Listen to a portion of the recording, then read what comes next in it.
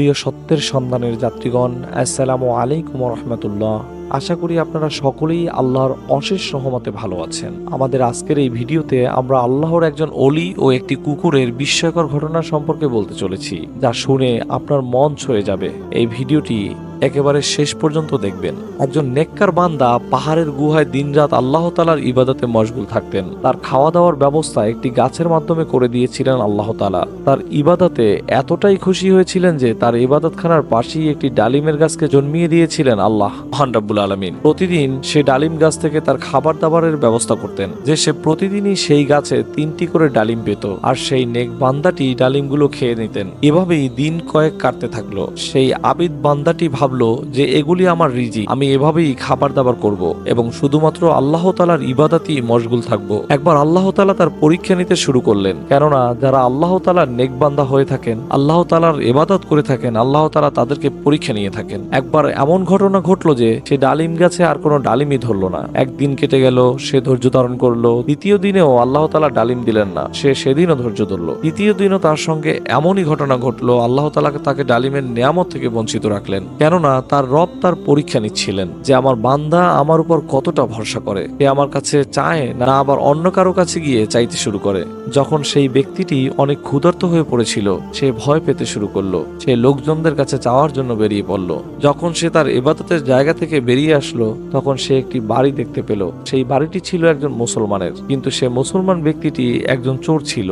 আল্লাহ তাআলা তো দূরের কথা, সে আল্লাহ তাআলার বান্দাদের পছন্দও করতেন না, অর্থাৎ তাদের জিনিসপত্র চুরি করতেন। সে শুধু নামমাত্রই মুসলমান ছিল, তার ভেতরে এমন কোনো আমলই ছিল না যার জন্য তাকে ভালো মুসলমান বলা যেতে পারে। কিন্তু আমি তো শুনেছিলাম সে একজন চোর। কিন্তু ছাড়ো, চোর হয়েছে তাতে কি হয়েছে, এ সময় তো আমি অনেক ক্ষুধার্ত, আর এই সময় সে আমাকে সাহায্য করতে পারবে, কেননা এছাড়া আশেপাশে অন্য কোনো বাড়িও নেই। তাই এটি ভেবে সে তার দরজায় গেল, আর দরজায় গিয়ে সে আওয়াজ দিল। সে চোরটি দরজা খুললো আর জিজ্ঞাসা করলো, তুমি কে, কোথা থেকে এসেছো, তোমার কি প্রয়োজন? তখন সে আবিদ ব্যক্তিটি বলতে লাগলো, ওপারে যে পাহাড়ের গুহাটি রয়েছে, আমি সেখানে থেকে আল্লাহ তাআলার ইবাদত করি। অনেক দিন ধরে আমি সেখানেই থাকছি। আল্লাহ তাআলা আমার জন্য সেখানে একটি ডালিমের গাছ জন্মিয়েছিলেন, আর সেই ডালিম খেয়ে আমি আমার পেট ভরতাম। কিন্তু 3 দিন ধরে সেই ডালিম গাছে আর কোনো ডালিমই ধরছে না। তাই আমি ক্ষুধায় কাতর হয়ে গেছি। তুমি আমাকে সাহায্য করতে পারো, কেননা আমি অনেক ক্ষুধা অনুভব করছি। যদি খাবার কিছু থাকে তবে আমাকে দিয়ে দাও, আমি অনেক ক্ষুধার্ত।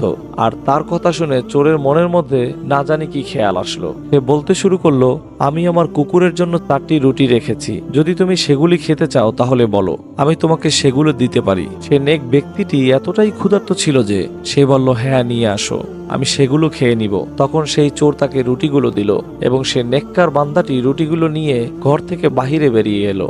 ইতিমধ্যে চোরের বাঁধা কুকুরটি আবিদের উপর রুখতে শুরু করলো। সে নেককার ব্যক্তিটি ভাবলো, হয়তো আমি তার রুটি নিয়েছি, এজন্য সে আমার উপর রুখছে।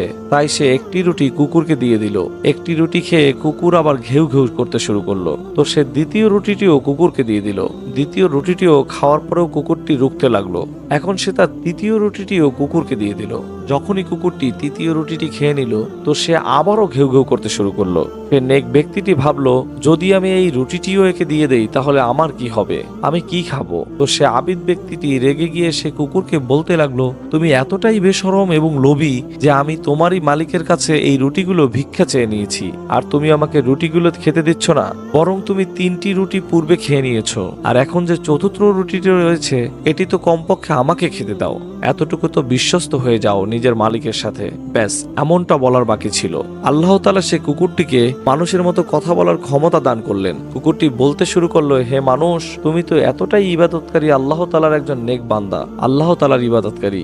আল্লাহ তাআলা তোমাকে উপহার স্বরূপ একটি ডালিমের গাছ দান করলেন, তোমাকে কখনো ক্ষুধার্ত রাখলেন না, বরং আল্লাহ তাআলা তোমাকে জান্নাতি ফল এবং ডালিম খাওয়ালেন। তুমি আল্লাহ তাআলার সঙ্গে কি এমন দফাদাবি করলে? তুমি আমাকে বললে যে আমি বেশরম লোভী। আমি এতটাই বিশ্বস্ত যে আমি রুটিটি চাইছি, যেটি আমার মালিক আমার জন্য রেখেছিলেন। তুমি তো আল্লাহ তাআলার ইবাদতকারী, তোমার কি আল্লাহ তাআলার উপর ভরসা ছিল না? তোমার কি তাওয়াক্কুল ছিল না যে তুমি পরের কাছে অর্থাৎ মানুষের কাছে সাহায্য নেওয়ার জন্য বেরিয়ে পড়েছো? আর একজন চোর তোমাকে সাহায্য করলো, তুমি তার রুটি খেতেও রাজি হয়ে গেলে। তুমি কি 3 দিনের ক্ষুধা সহ্য করতে পারতে না? তোমার রব কি তোমাকে ক্ষুধার্ত রাখতো? সে তো তোমার পরীক্ষা নিচ্ছিল। আমি তো একটি পশু, কিন্তু তুমি তো একজন মানুষ। তোমার ভরসা কি করে তোমার রব থেকে সরে গেল? তুমি কি আল্লাহ তাআলার কাছে দোয়া করতে পারতে না? কিন্তু না, তুমি একজন মানুষের কাছে সাহায্য চাইতে এলে, আর এমন এক মানুষ যে তোমার রবকে মানে না। এ সমস্ত কথাগুলি শোনা মাত্রই এই আবিদ ব্যক্তিটি অঝর নয়নে কান্না শুরু করে দিল।